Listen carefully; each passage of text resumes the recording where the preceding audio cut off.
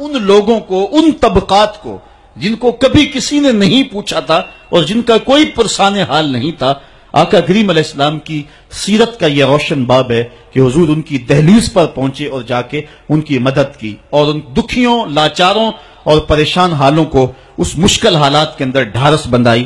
اور یہ وہی سیرت ہے جو سیدہ خدیجہ الکبریٰ رضی اللہ تعالی عنہا بیان فرماتی ہیں، وَتُقْسِبُ الْمَعْدُومِ، آپ جو ہیں جن کا کوئی نہیں ان کے لیے کماتے بھی ہیں، اور لاچاروں کا سہارا آپ کی ذات ستودہ صفات ہے۔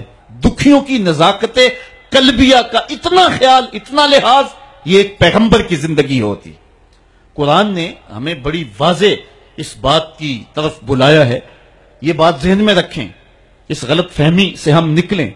مسئلہ غریب کی مدد کا نہیں ہے، مسئلہ غریب کی عزت نفس کا ہے، یتیم کی دل جوئی کا مسئلہ ہے۔ اللہ تعالیٰ ارشاد فرماتا ہے یہ وہ بد نصیب لوگ ہیں کہ جو یتیموں کو دھکے دیتے ہیں، اور دوسرے مقام پہ ارشاد فرمایا کہ کلا بل لا تکرمون الیتیم، یہ یتیم کی تکریم نہیں کرتے۔ یتیم کو کھانا دینا اور بات ہے، اس کی تکریم اور اس کی عزت کے ساتھ اس کو کھانا دینا یہ اور بات ہے۔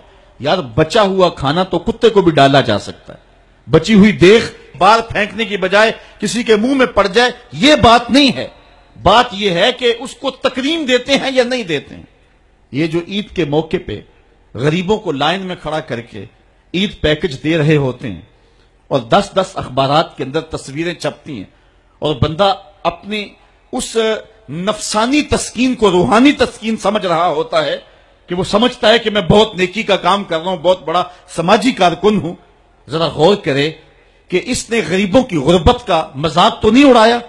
اس لائن کے اندر جہاں غریب، یتیم اور لاچار کھڑے ہو کر کے تصویریں کھچوا رہے ہیں، اگر اس کی بیٹی کو اس لائن میں کھڑا ہونا پڑتا تو اس کے جذبات کیا ہوتے؟ اس کی بیوہ بیوی ہو جائے اور اس کو اس لائن میں کھڑا ہونا پڑے تو اس کے جذبات کا عالم کیا ہے؟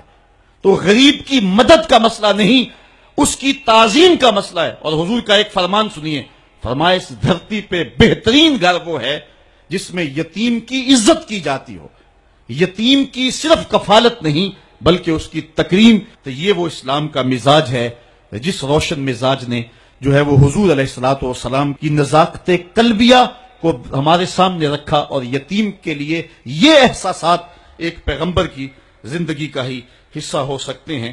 تو آقا کریم علیہ الصلوۃ والسلام ان دکھیوں اور لاچاروں کے ساتھ اس انداز کے ساتھ حسن سلوک کا انداز اختیار کیا کرتے ہیں۔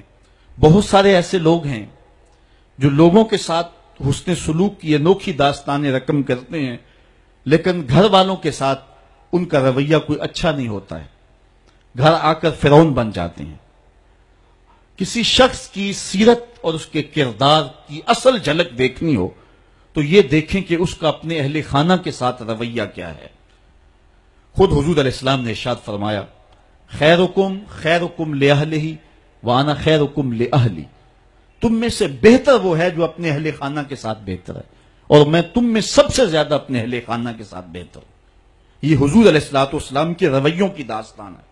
ام المومنین سیدہ عائشہ رضی اللہ تعالی عنہا سے پوچھیے، فرماتی ہیں ایک دن میں پانی پی رہی تھی کہ حضور گھر میں تشریف لے آئے، مجھے دور سے دیکھ کر کے کہا عائشہ ذرا تھوڑا سا پانی میرے لیے بھی چھوڑنا۔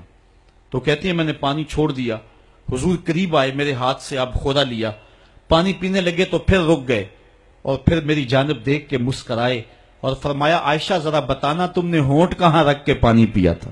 مجھے بتائیں اگر شوہر کا رویہ بیوی کے ساتھ یہ ہو تو پھر گھر جنت بنے گا یا کہ نہیں بنے گا؟ تو کہا مجھے یہ بتائیں کہ تم نے ہونٹ کہاں رکھے تھے۔ یہ حضور کی سیرت کا وہ تابناک پہلو ہے۔